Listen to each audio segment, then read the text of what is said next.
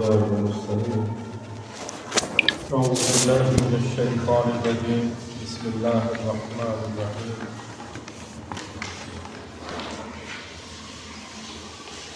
ألف لام ميم ذلك الكتاب لا ريب فيه هدى للمتقين الذين يؤمنون بالغيب ويقيمون الصلاة ومما رزقناهم ينفقون والذين يؤمنون بما أنزل إليك وما أنزل من قبلك وبالآخرة هم يوقنون أولئك على هدى من ربهم وأولئك هم المفلحون. إن الذين كفروا سواء عليهم أنذرتهم أم لم تنذرهم لا يؤمنون.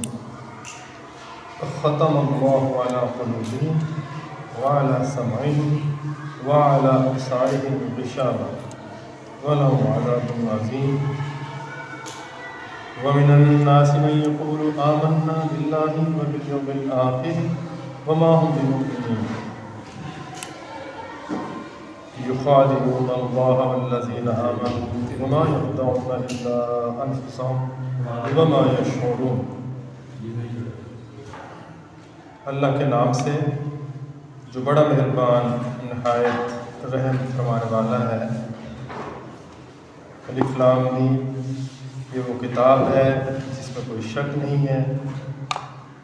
اس ہدایت ہے پرہیزگاروں کے لیے اور ان لوگوں کے لیے جو غیب پر ایمان لائے، نماز قائم کرتے ہیں، جو کچھ ہم نے عطا فرمایا اس میں سے خرچ کرتے ہیں.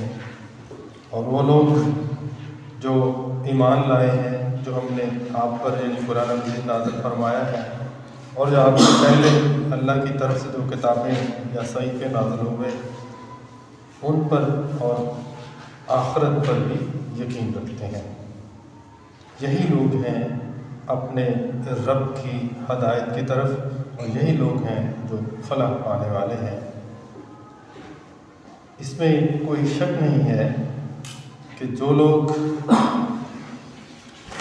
انکار کرنے والے ہیں ان کو خبردار کیا جائے یا نہ کیا جائے، وہ بات کو تسلیم کرنے والے نہیں ہیں. اللہ نے ان کے کانوں پر مہر لگا دی ہے، ان کے دلوں پر مہر لگا دی ہے، ان کے کانوں پر مہر لگا دی ہے اور آنکھوں پر پردہ ڈال دیا ہے اور وہ سخت عذاب کے مستحق ہیں. اور اس طرح کے جو لوگ ہیں اللہ اور ایمان لانے والوں کے ساتھ دھوکہ بازی کر رہے ہیں.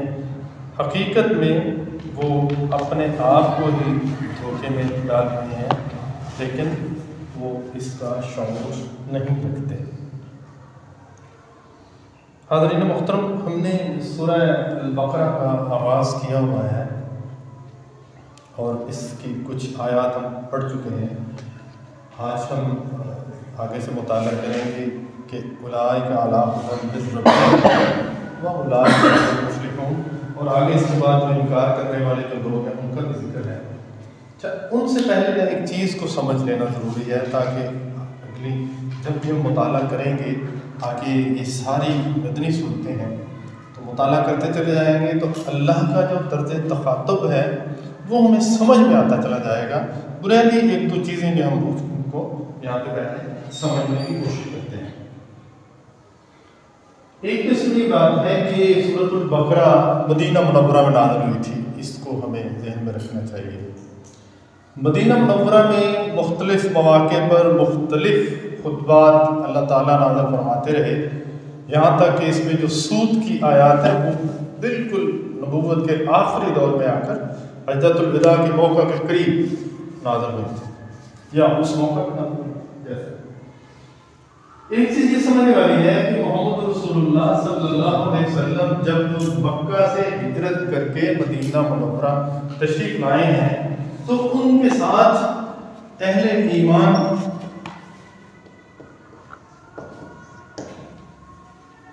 لوگ تھے اور ایسے تھے جان نچھاور کرنے والے ہیں اور ایسے تھے کہ جن پر مکہ میں ظلم اور جبر کی انتہا کر دی گئی تھی، اسی لیے تو ہجرت پر مجبور ہوئے تھے. اور یہ اہل ایمان ایسے تھے جو پکے مسلمان تھے، پکے مومن تھے۔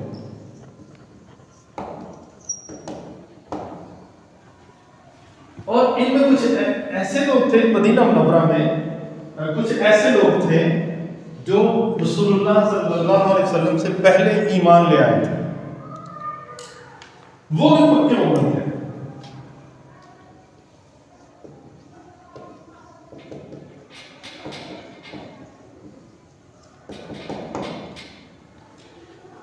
ان کے علاوہ جو مدینہ منورہ میں لوگ تھے وہ یہودی قبائل تھے،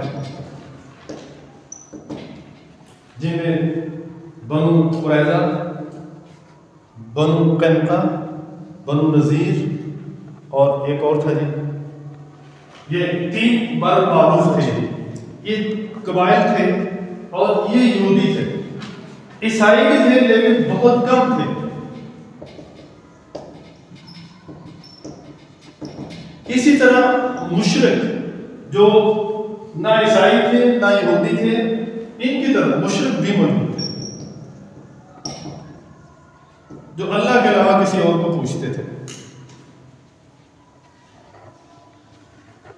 اب یہ دیکھیے کہ یہ محمد رسول اللہ صلی اللہ علیہ وسلم تشریف لائے تو اس وقت یہ 2 قسم کے افراد مدینہ منورہ میں موجود تھے۔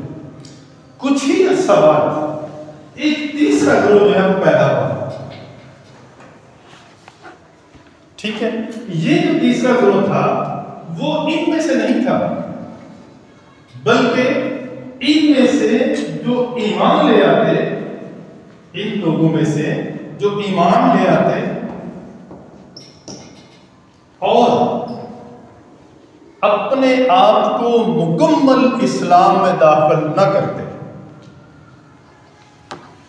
ایمان تو لے آتے، جناب محمد رسول اللہ صلی اللہ علیہ وسلم کے قریب بیٹھ کر خطبہ سنتے، ایمان لے آتے، لیکن یہ ہوتا کہ وہ کہتے کہ اچھا اللہ ہے بھی ہے، مان لیا، لیکن یہ کام ہم نے نہیں کرنا۔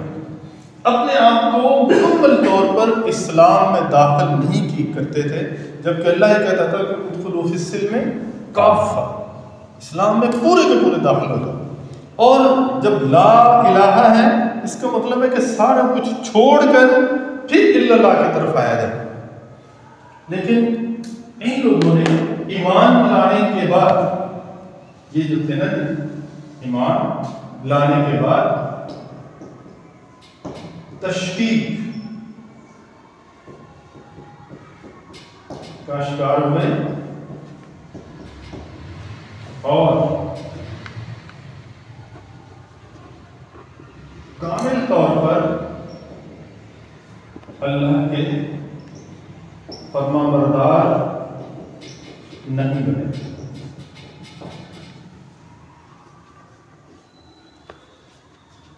یہ جو لوگ تھے ان صفات کے مالک لوگوں کو کہا گیا منافقین۔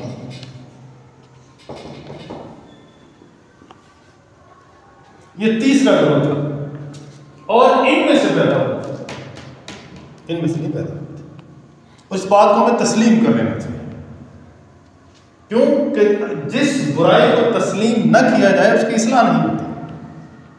اور اس کے لیے آپ ماشاءاللہ سارے پڑھے لکھے ہیں، غزوہ احد میں اتنا بڑا اس کا تجربہ ہوا کہ جناب محمد رسول اللہ صلی اللہ علیہ وسلم 1000 کے قریب مجاہدین کو لے کر میدان احد کی طرف جا رہے تھے، اور رئیس المنافقین عبداللہ بن ابی 300 سے زائد افراد کو اپنے اس پر راضی کر کے تو رسول اللہ صلی اللہ علیہ وسلم کے دستے سے واپس لے آتے، راستے سے احد کے میدان تک نہیں پہنچے تھے، راستے سے واپس لے آیا تھا اور کہتا تھا کہ بچ کے نہیں آئیں گے زندہ جو گئے ہیں۔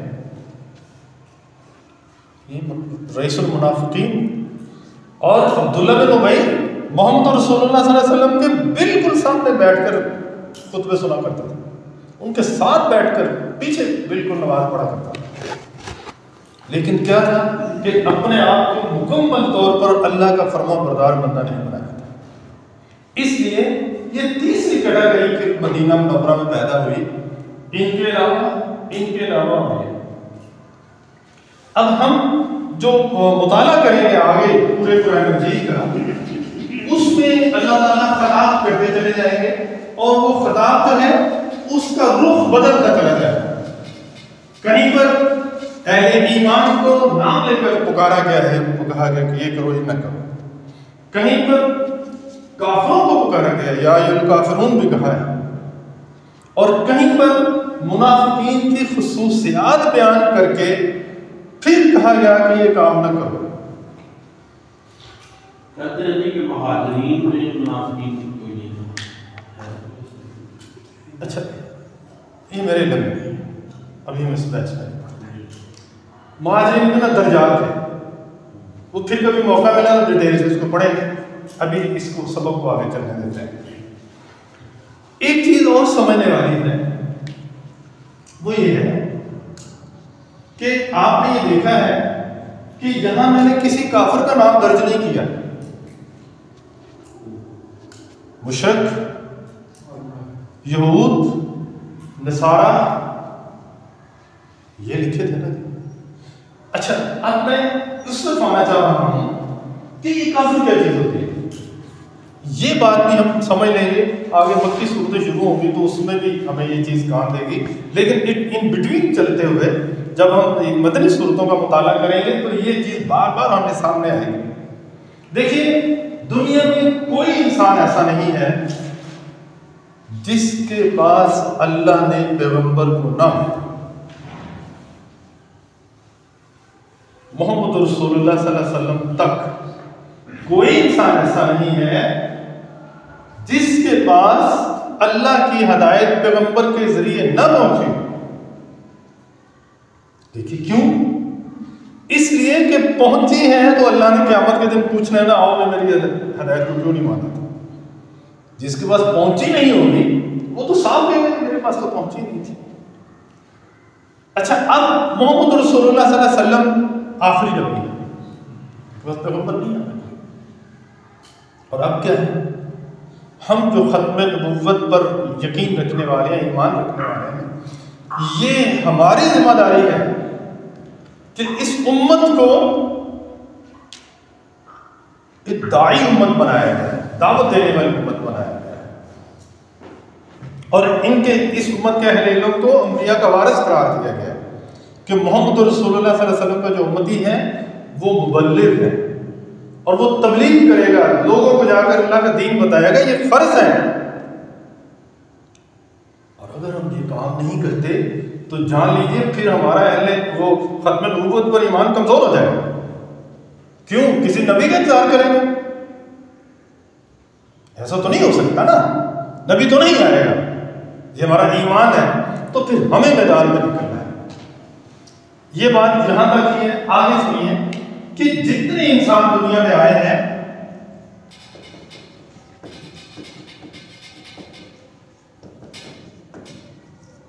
سب کے پاس اللہ کا پیغام پہنچا ہے۔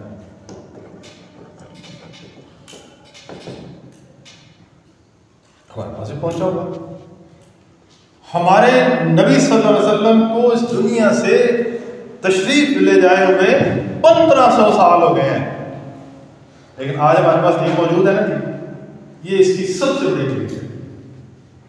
1500 سال کوئی پیغمبر نہیں، دین ہمارے پاس آ گیا۔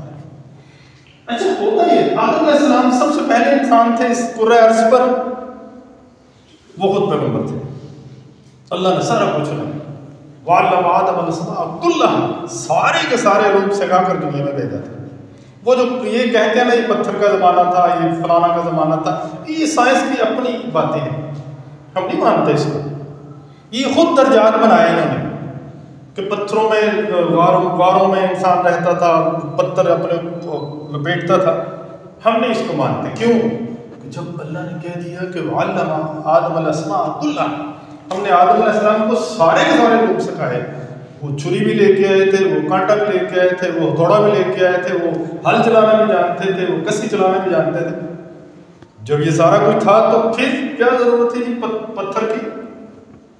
اس لیے یہ ان انسانوں کی ہے جو خود گمراہ ہیں، ان انسانوں کی باتیں ہیں۔ ہم سائنس کی ان باتوں کو ہم نہیں مانتے، نہ تاریخ کو مانتے ہیں، ہم قرآن کو مانتے ہیں، جو اس میں سیدھی باتیں ہیں اور سچی باتیں ان کو مانتے ہیں۔ اچھا وہی اسماء اللہ جو باتیں ہیں نا کہ آدم علیہ السلام کو سارے کے سارے لوگ سکھائے تھے، وہ آگے اس آدم علیہ السلام کی تمام اولاد میں شفٹ ہوئے ہیں، اور اب بھی جو تحقیق ہو رہی ہے ان علوم کی بنیاد پر ہی ہو رہی ہے کہ ہمارے خون میں وہ چیز شامل ہے جو آدم علیہ السلام کے اندر اللہ تعالیٰ نے ڈال دی ہوئی تھی، ہمیں وہ اپنے باپ سے ملا مسئلہ اچھا اس کے لیے ایمان کی ضرورت نہیں ہے، اللہ کو مانتا ہے پھر بھی نہیں مانتا پھر بھی وہ ابیلٹی اس کے اندر وہ خصوصیت موجود ہے۔ ہوتا یہ تھا ہے کہ جب پیغمبر کی دعوت پھیلتی سب لوگ اس کو قبول کرتے چلے گئے، مشکلات کے باوجود مانتے چلے گئے۔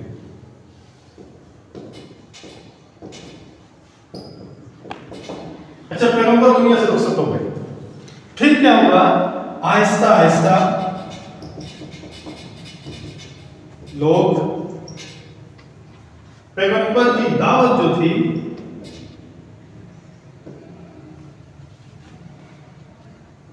تھوڑا ترک کرتے گئے۔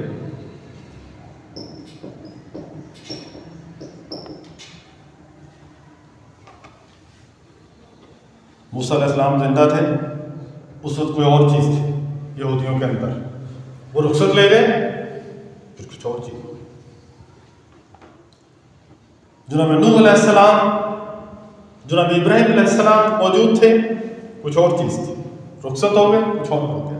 جناب اسماعیل علیہ السلام، ان کی موجودگی میں یہ مکہ کے قریب سب اللہ کی فرمانبرداری کرنے والے لوگ تھے، اور دین ابراہیم پر اپنے آپ کو کہتے تھے۔ ہوتا یہ ہے کہ جب یہ لوگ پیغمبر کی دعوت کو آہستہ آہستہ ترک کرنا شروع کرتے ہیں تو اس میں آسانیاں تلاش کرتے ہیں۔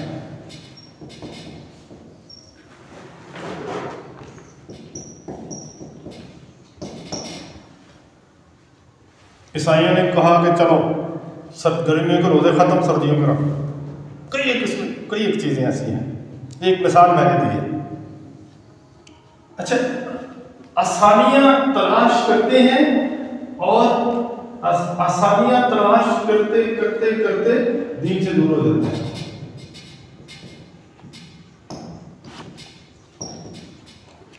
تو اس میں ہوتا یہ ہے کہ یہ سارے لوگ اللہ کو مانتے ہیں، یہودی آج کل جو یہودی موجود ہیں، عیسائی موجود ہیں، اللہ کو مانتے ہیں یہ، اور اپنے پیغمبروں کو بھی مانتے ہیں، ان کی کتابوں کو بھی مانتے ہیں، یہ تین چیزیں ضرور مانتے ہیں، لیکن کتابوں کے اندر جو احکامات ہیں ان کو نہیں مانتے۔ اچھا دین سے دور ہو جاتے ہیں اور پھر بگاڑ کی شکل پیدا ہوتی ہے۔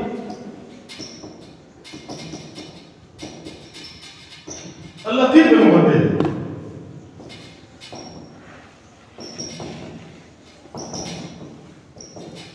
کہ جب یہ قوم جو ہے یہ اس نے میرے پیغمبر کی دعوت کو جھٹلا دیا ہے، میری کتاب جو تھی اس کو پس پشت ڈال دیا ہے، مجھے مانتے ہیں، اللہ کو مانتے ہیں، تو جاؤ اب جا کے ان کی اصلاح کرو۔ پیغمبر آتے ہیں، وہ سب سے پہلے آگے کہتے ہیں کہ میں اللہ کا پیغمبر ہوں، پھر وہ کہتے ہیں کہ اللہ ایک ہے، تم نے جو سہارے تلاش کر رکھی ہیں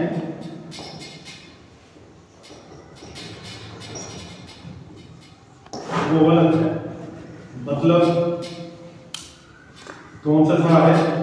اللہ جب ایک ہے، پیغمبر اس کا ٹھیک تھا، قرآن کی کتاب آسمان کی کتاب ٹھیک تھی، تو نے کیا کہا کہ میری مشکلات کوئی اور حل کرتا ہے، مجھے رزق دینے والے کی اور قوت ہے، اولاد دینے والے کوئی اور قوت ہے، تو میں جو نظام اپنے ملک کا چلاؤں گا یہ کوئی اور قوت دے گی مجھے، کہ اللہ نے نظام زندگی تو کتاب میں دیا ہوا ہے۔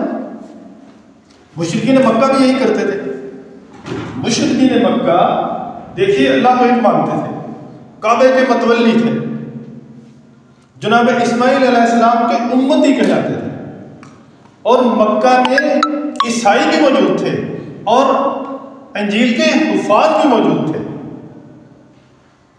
لیکن اس کے باوجود بت رکھے ہوئے تھے، اور وہ کہتے یہ تھے کہ ہبل کی جے، ہبل ہمیں دیتا ہے۔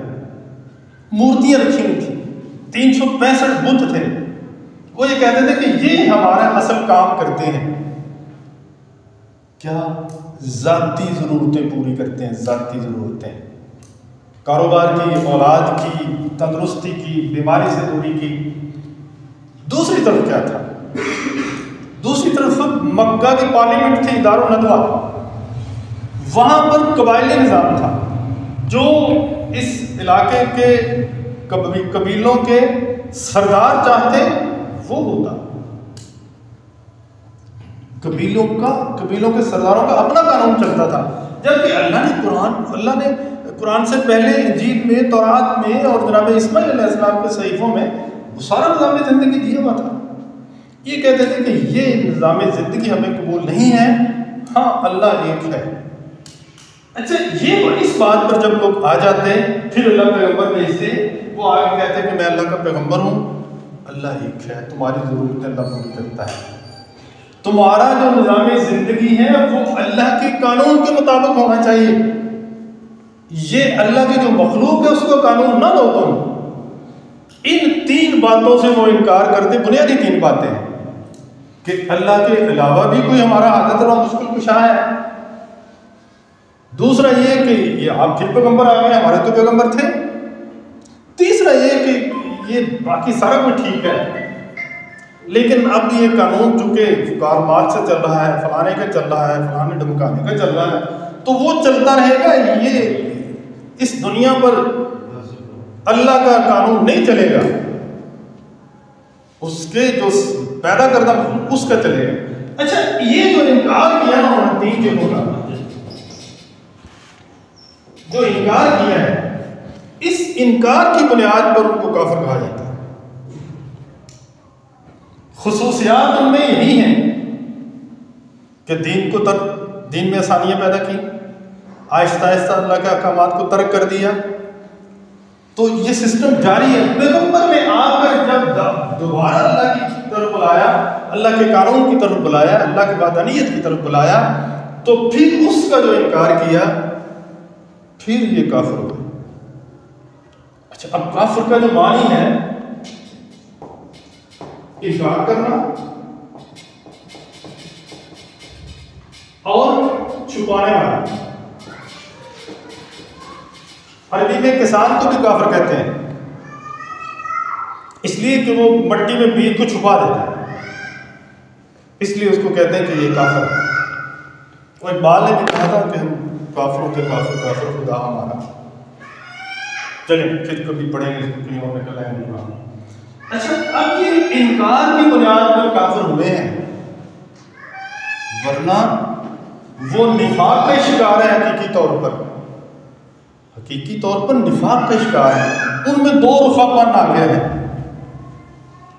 ایک طرف اللہ کو ایک مانتے ہیں، دوسری طرف اللہ کی بات نہیں مانتے، آدھی بات مانتے ہیں اللہ کی، آدھی نہیں مانتے۔ اب ذرا دیکھیے یہاں پر بات سمجھ آئی سر؟ آگے چلے۔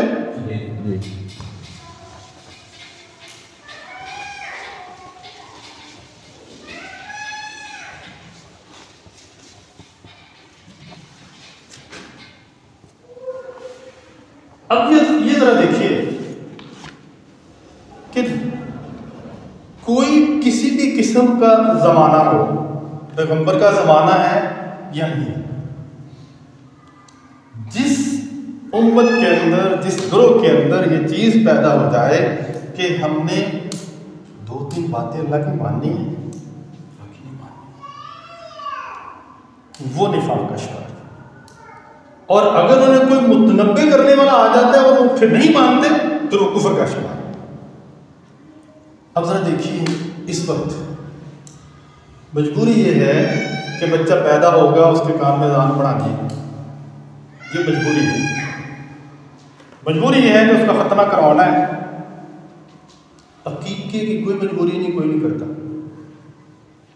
پینڈنگ ختنہ اور اس کے بال دوران کبھی کسی نے پینڈنگ نہیں کیا. مرضی آ گئی نا اپنی. وہ بھی پیغمبر رسول اللہ صلی اللہ علیہ وسلم نے فرمایا کہ اس کے اوپر جو بوجھ ہے اس کو ہٹاؤ، عقیقہ کرو اس کا. آگے آ جائے. مجبوری ہے کہ بچے کو قرآن پڑھانا ہے. مسجد میں بھیج دیا، قاری صاحب بیٹھے ہوئے ہیں اور پڑھ لیا، آمین ہو گئی، لوگوں کو دعوت کھلا دی. یہ مجبوری تھی. اس کے بعد ساری زندگی کے لیے قرآن بند. کوئی مجبوری نہیں ہے.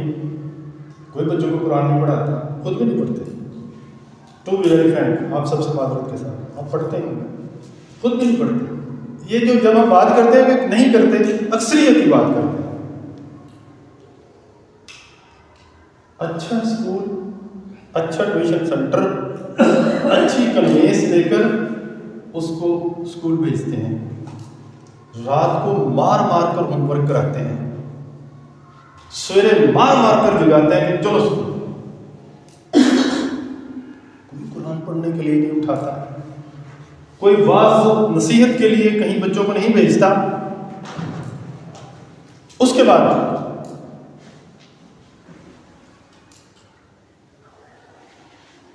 ساری زندگی ایسے گزرتی ہے. جس مرضی آئی تو مسجد میں جا کے نماز پڑھ لی تو نہیں. کاروبار دیانتداری کے ساتھ کرنا ہے، جھوٹ نہیں بولنا، بولتے ہیں. سود حرام ہے، کھاتے ہیں. رشوت نہیں، درست ہے. اب مر گیا تو غسل کرو، اسے کفن کرو. یہ کس نے بتایا؟ آج مسلمان کرتے ہیں تو بابا مسلمان سچ بھی بولتے ہیں، مسلمان سود بھی نہیں کھاتے، رشوت نہیں کھاتے. اب مر گیا ہے، اس کو غسل دو، جلدی کرو، غسل دو، کفن لاؤ. کیوں؟ اس کے بغیر گزارا نہیں. اچھا اس کو دفناؤ، کس نے کہا ہے؟ محمد رسول اللہ صلی اللہ علیہ وسلم نے اللہ کے حکم سے کہا تھا اس کو دفنا لینا. اپنے مردوں کو سفید کپڑے میں دفنایا کرو، غسل دے کر. اب ذرا جس طرح سود کو حلال جانتے ہو، جس طرح ساری عمر سے نے قرآن نہیں پڑھا، جس طرح رشوت کو حلال جانتے ہو، اس کو رکھو گھر میں، کیوں دفناتے ہو؟ یہ حضرات دو روحہ پن ہے ہمارا. یہ بیماری ہے جو ہمیں لگی ہوئی ہے. یہی بیماری مشرکین مکہ کو لگی ہوئی تھی، یہی بیماری یہودیوں کو لگی ہوئی تھی، یہی بیماری عیسائیوں کو لگی ہوئی تھی، یہی بیماری جو آتش پرست تھے ان کو لگی ہوئی تھی. آج یہی بیماری مسلمانوں کو لگی ہوئی ہے. کوئی پیغمبر نہیں آئے گا، آپ جیسے مبلغ اٹھیں گے، لوگوں کو جا کے متنبع کریں گے. اب آپ کی جو بات نہیں مانتا، بس جان لیجیے وہ کیا ہے، مجھے تو فتویٰ دینے کی ضرورت نہیں ہے، کیونکہ پیچھے سے سلسلہ یہی چلتا آ رہا ہے. اس لیے اب ہم تو آیات آگے پڑھیں گے نا. یہ کبھی روئے سخن جو ہے یہودیوں کی طرف ہوگا، عیسائیوں کی طرف ہوگا، اہل کتاب کی طرف، کبھی یہ کافروں کی طرف ہوگا، کبھی مشرکوں کی طرف ہوگا، اور کبھی مومنین کی طرف ہوگا. اب وہ لوگ کون ہیں یہ کلیئر نہیں میں کر سکتا. جن لوگوں میں یہ صفات پائی جاتی ہیں منافق والی منافق ہیں، جن لوگوں میں صفات پائی جاتی ہیں انکار کر دینے والوں کو کافر ہیں. یہ صفات میں آگے بات چھوٹے گی. اور یہ بات بھی ہے اگر وہ منافق اور کافر اپنی اس کرتوتوں کو ترک کر دیتا ہے، واپس اللہ کی فرما برداری کی طرف آ جاتا ہے، مسلم. اور اس کے لیے کسی سرٹیفکیشن کی ضرورت نہیں ہے. اپنے رب کے ساتھ معاہدہ کرے، جہاں آیا وہیں بیٹھا. پچھلے گناہوں کی معافی طلب کر لے، آگے کے لیے لائن سیدھی کر لے، یہ مومن ہے، یہ مسلم ہے۔ بات سمجھ میں آئی سر؟ یہ بات سمجھنی بہت ضروری ہے۔ آگے سارا قرآن اسی پر محیط ہے۔ ہم یہ سمجھتے ہیں کہ یہ مشرکین مکہ کو خطاب تھا، مدینے کے یہودیوں کو خطاب تھا، یہ فلاں پارسیوں کو کی طرف روح سخن تھا، اور یہ نجران کے عیسائیوں کی طرف روح سخن تھا۔ نہیں، یہ میرے اور آپ کے لیے ہے، اس کے مخاطب ہم ہیں۔ مجھے اللہ کہہ رہا ہے، آپ کو کہہ رہے ہیں، اور قیامت تک کے آنے والے تمام انسانوں کے لیے یہ ہے۔ کیوں؟ کہ یہ صفات تمام انسانوں کے۔ اب دیکھیے اللہ یہ کہتے ہیں جن لوگوں نے انکار کیا،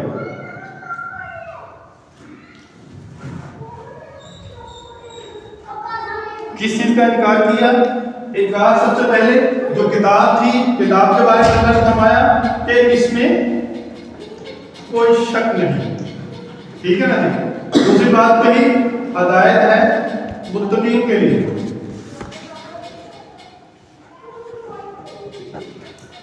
تیسری بات کہی غیب پر ایمان لانا، چوتھی بات کہی نماز قائم کرنا، اور اگلی بات یہ کہی جو کچھ ہم نے دیا ہے رزق میں سے خرچ کرنا۔ آگے کیا ہے؟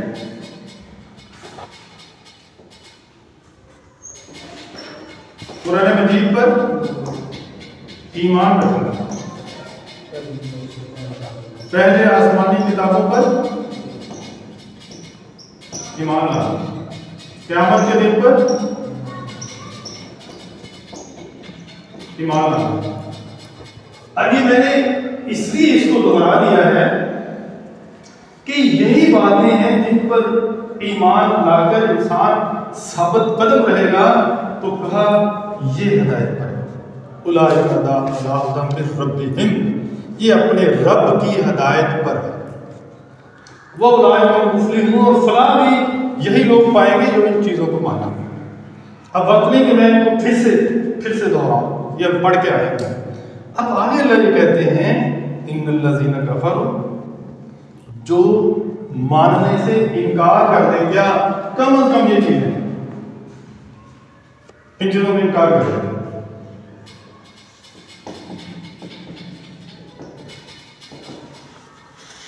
ان کو جزوی طور پر انکار کر دیتے ہیں یا کلی طور پر انکار کر دیتے ہیں، کسی ایک نقطے کا انکار کر دیں یا سارے کا انکار کر دیتے ہیں۔ اللہ کہتے ہیں ان کو تم دعوت دو، انذار کرو، یعنی اللہ کے قریب لے کے آؤ انہیں۔ اچھا ایک چیز جو ہے نا یہاں پر انذارتا ہوں ہم ان کو متنبع کرو، ڈراؤ جو ہے اس کا وہ بھی ٹھیک ہے۔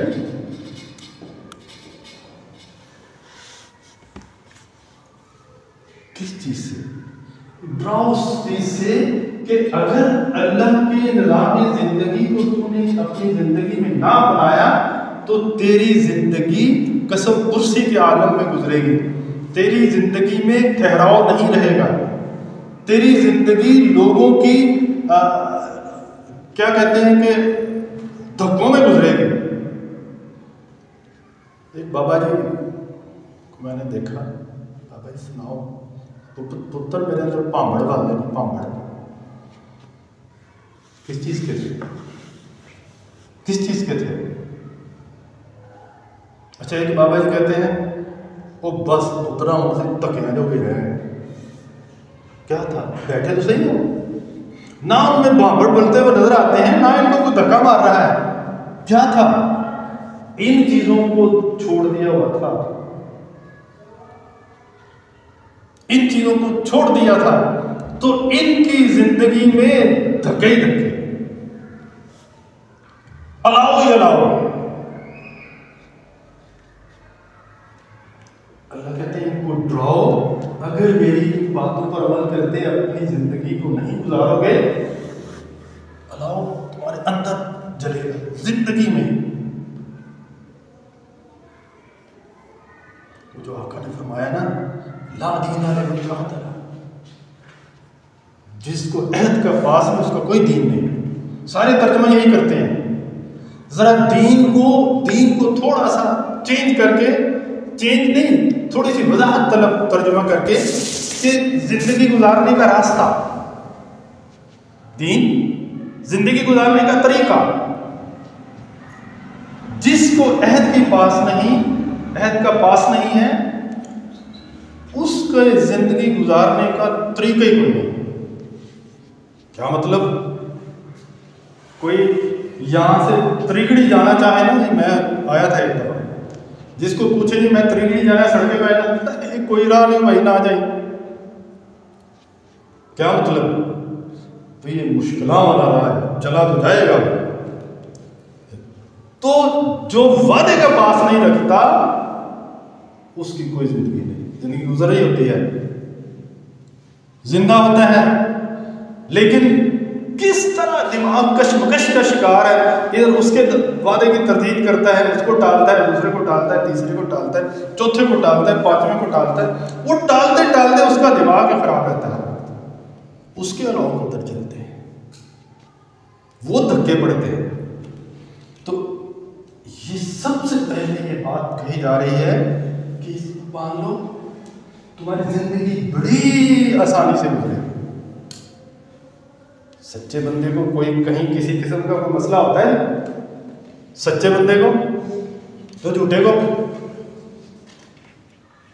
ہر وقت پریشان، ان کو مان لو ورنہ تمہاری زندگی اچھی نہیں گزرے گی۔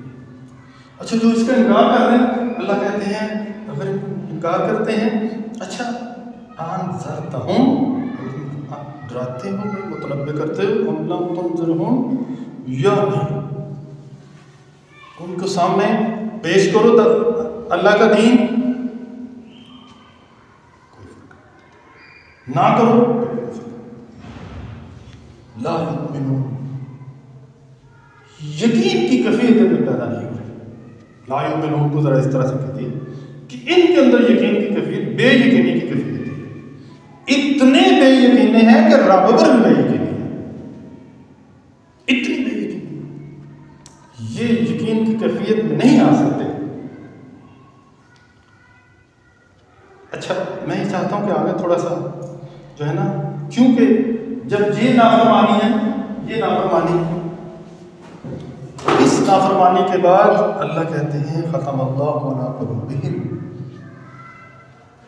وعلی سمعہم، اب ساری تین کام کیے ہیں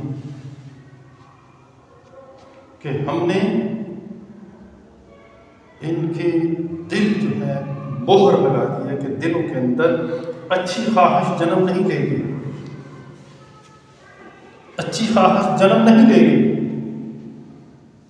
اور دوسرا یہ ہے کہ ان کی جو سماعت ہے، ان کے مزاج کے اندر اچھی بات سننے کی تقویت نہیں رہی، ان کے مزاج کے اندر سے اچھی بات سننے کا جذبہ نکال دیا جائے گا۔